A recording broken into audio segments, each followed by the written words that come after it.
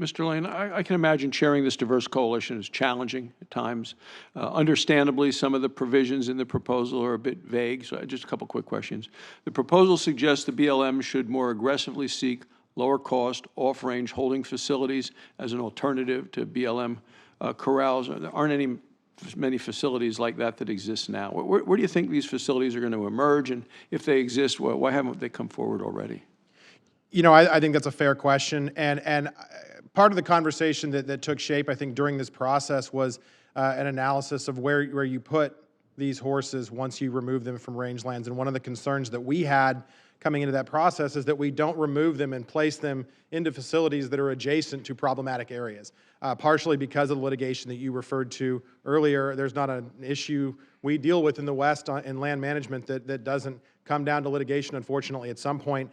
So what we tried to prioritize in the proposal was locating those horses into areas where there are resources to support them.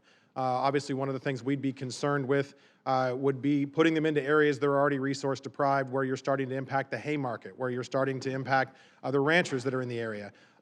So that RFP process needs to be robust enough that producers, whether it be ranchers or others with sizable land areas and forage production, able to support those horses that want to be in that business, can be attracted to that program as an option, either to hedge in the rest of their operation or simply because they have the resources and the will to do it. And the final question for you is one of the biggest struggles for this issue is that all sides have been tried in the court of public opinion.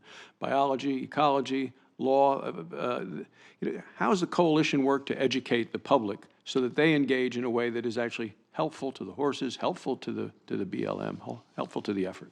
So, and I want to just make a quick distinction. I'm representing a coalition, and then we have this proposal group. And just to distinguish between the two, I think in the proposal group, we do have a lot of disparate opinions, as Nancy alluded to earlier, and it is really the responsibility of various members of this proposal group to speak to their own constituencies. I mean, what I say as a lobbyist for the cattle industry and as the chairman of this coalition carries no weight with members of Nancy's universe, and vice versa.